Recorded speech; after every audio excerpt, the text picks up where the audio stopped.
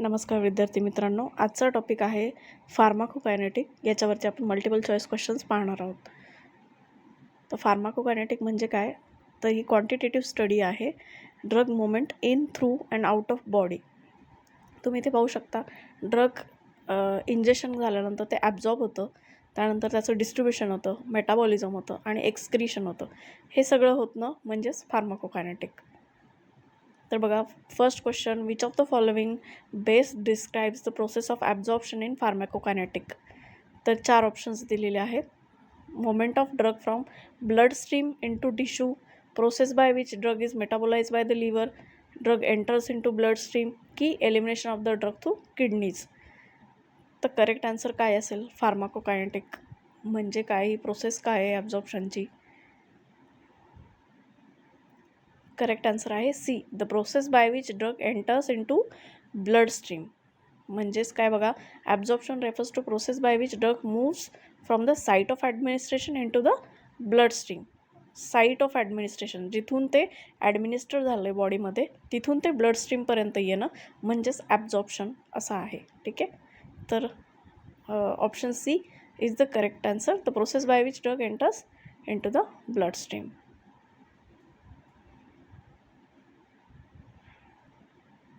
Next question, which factor is least likely to affect drug absorption. कुठला असा खालीलपैकी factor आहे जो ड्रग ॲब्झॉर्प्शनला कमीत कमी अफेक्ट करतो? तर बघा, ऑप्शन ए आहे blood flow to the site of administration, option B drug formulation म्हणजे टॅबलेट लिक्विड ज्या फॉर्ममध्ये तो असतो तो लिस्टली अफेक्ट करतो, सी रिनल फंक्शन, की D presence of food in the stomach. खालीलपैकी कुठला ऑप्शन हा सगळ्यात जास्त कमी, ठीक आहे, लिस्ट अफेक्ट करतो ड्रग ॲब्झॉर्प्शनला? तर ऑप्शन आहे C, renal function. Renal function mainly affects drug elimination, not absorption. Blood flow, drug formulation and the presence of food in the stomach directly influence absorption. त्यामुळे option C is the correct answer, that is renal function. Next question, what is the main site of drug metabolism in the body. Drug metabolism कुठे होतं? Primary site कुठली आहे? Main site कुठली आहे? Option A kidney, B liver, C lungs, D intestines. ह्या प्रश्नाचं correct answer आहे liver. Liver is the primary organ responsible for drug metabolism through enzyme such as cytochrome P450. हे जे enzyme आहे सायटोक्रोम, ते रिस्पॉन्सिबल असतं लिव्हरमधलं मेटाबॉलिझमसाठी. ड्रग्सचे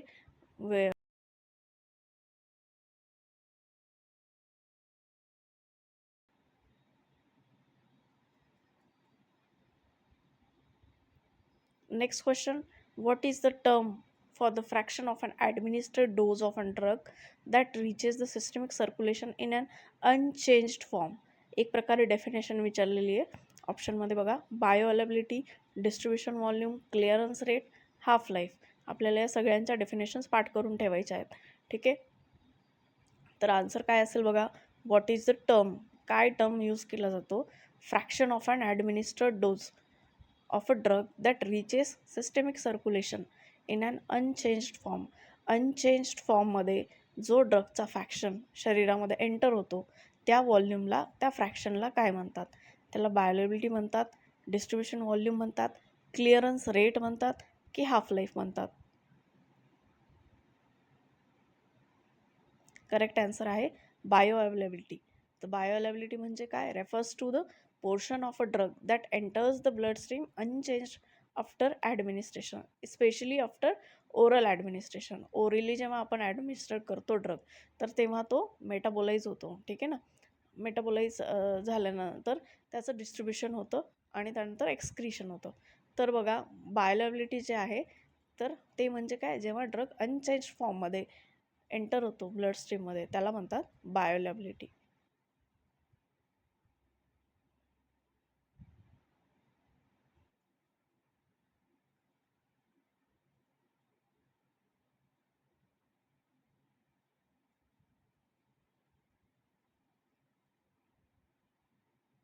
Next question, which of the following factors affect the volume of distribution of a drug?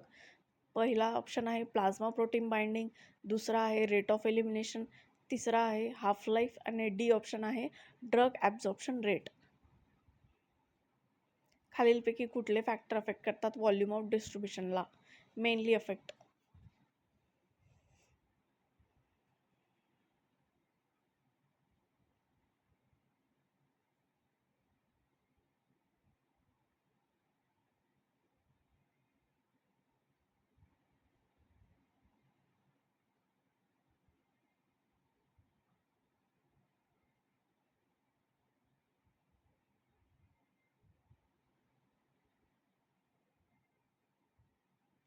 Correct answer आहे plasma protein binding. Option A, the volume of distribution is influenced by factors such as plasma protein binding which determines how much of the drug is free in the blood stream and available for distribution. ठीक आहे, तर volume of distribution कोणत्या फॅक्टरने mostly affect होतो? Plasma protein binding which.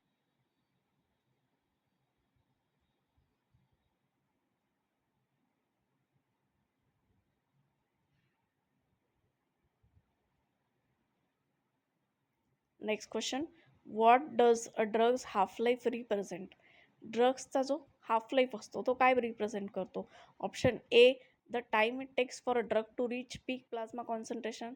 Option B, the time it takes for the drug to be excreted from the body. C, the time required for the plasma concentration of drug to decrease by half. D, the time it takes for the drug to reach its therapeutic effect. T, half life म्हणजे खालीलपैकी काय?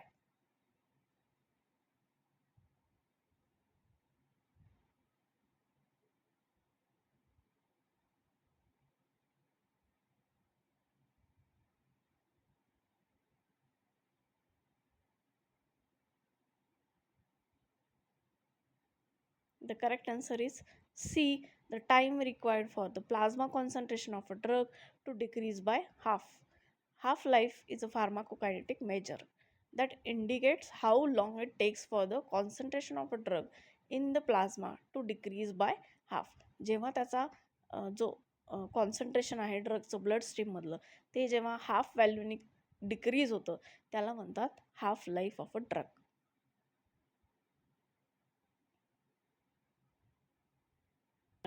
Which of the following describes the process of drug distribution? Drug distribution म्हणजे काय? Movement of drug from the blood stream to the site of action. Option B, drug metabolism by liver enzymes. Option C, movement of drug from tissues back to the bloodstream. Option D, elimination of the drug via the kidneys. Drug distribution या प्रोसेसला कसं define कराल? Correct answer आहे movement of drug from the bloodstream to the site of action. Option A is the correct answer. Distribution refers to the process by which a drug is transported from the bloodstream to various tissues, including the site of action after absorption.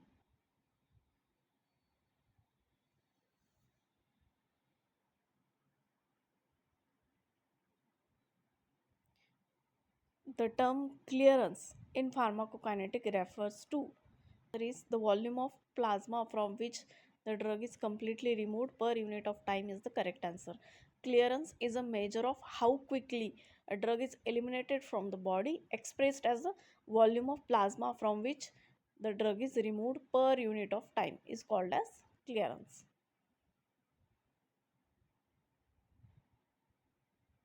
Next question, which of the following is primarily responsible for the elimination of most drugs from the body? बॉडीमधून eliminate होण्यासाठी कुठला खालीलपैकी primary organ actually responsible आहे? Option A lungs, option B kidneys, option C liver, option D gastrointestinal tract. खालीलपैकी कुठला organ is primarily responsible for the elimination of most of drugs from the body? Correct answer is B, kidneys. The kidneys are the primary organs for drug elimination, primarily through urinary excretion.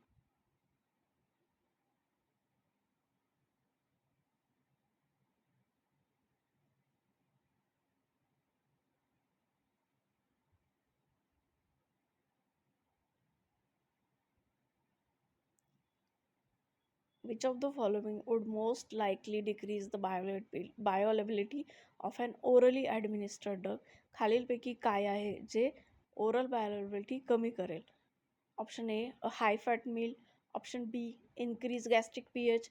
Option C, the presence of drug that inhibits liver metabolism. Option D, a slow release formulation of the drug. खालीलपैकी काय आहे जे bioavailability oral bioavailability कमी करेल?